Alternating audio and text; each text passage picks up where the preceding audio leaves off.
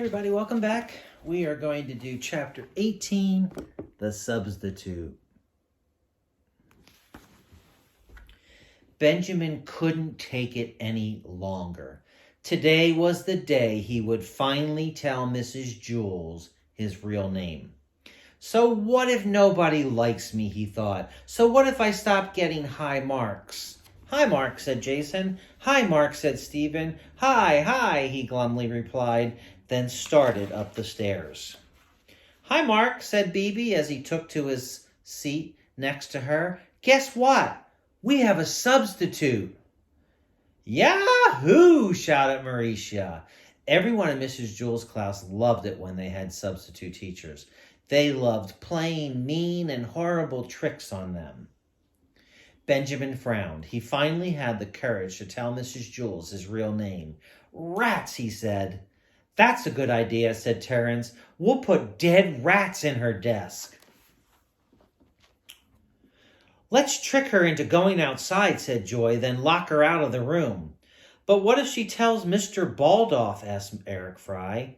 So what, said Joy. She'll have to go all the way down to the office and then all the way back up. By then, we'll unlock the door. Mr. Baldoff will think she's bonkers. Benjamin looked at the substitute teacher sitting at Mrs. Jules' desk. She looked like a nice lady.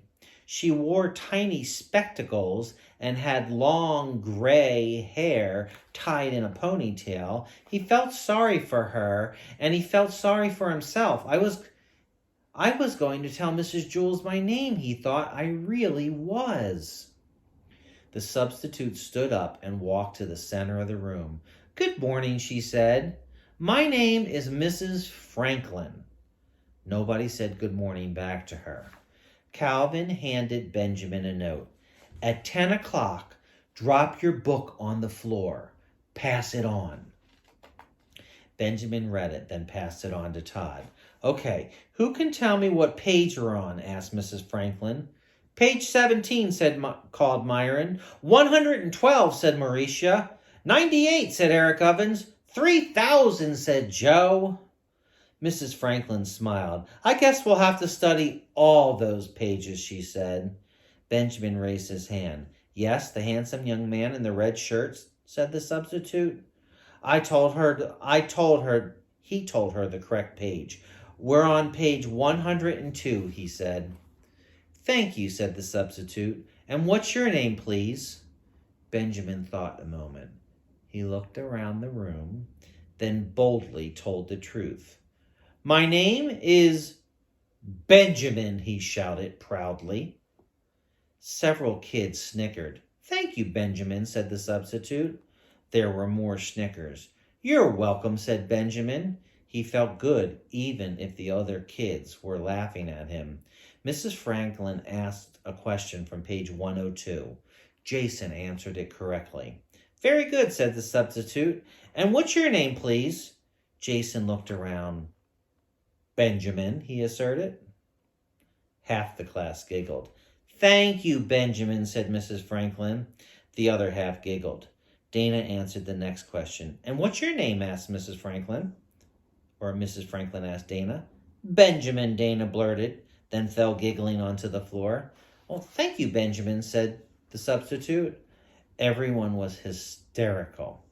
My, it is certainly a pleasure to teach such happy students, said the substitute. Who knows the answer to question 4? They all raised their hands. They all wanted to tell the substitute their names were Benjamin. They were having so much fun they forgot to drop their books at 10 o'clock. At recess, everyone congratulated Benjamin on his great trick. You're a genius, Mark, said Todd. Benjamin is such a funny name, said Jason. How did you ever think of it? But my name really is Benjamin, said Benjamin. So is mine, said Stephen. Mine too, said Leslie. They all laughed. Do you think she really believes we're all named Benjamin? Asked Eric Ovens. Probably, said Joy. She's probably not too smart. If she thought we were lying, she would have gotten mad, said Eric Bacon. The bell rang and they all hurried back to class. After recess was social studies. Who would like to read? Asked Mrs. Franklin. Every hand went up. Okay. Benjamin, said Mrs. Franklin as she pointed at Dana. Everyone laughed. Dana giggled a few seconds, then got control of herself and read from the book. Thank you, Benjamin, said the substitute when Dana finished reading. Okay, Benjamin, you may read next, she said, pointing at Terence. Everyone laughed. It was the first time all year Terence had volunteered to read. All day, everyone paid very close attention. They all wanted the teacher to call on them, because as funny as it was when Mrs. Franklin called somebody else Benjamin, it was even funnier when she called you Benjamin. So everyone worked hard and listened closely. As a result, they learned more from the substitute in a day than they usually learn from Mrs. Jules in a month.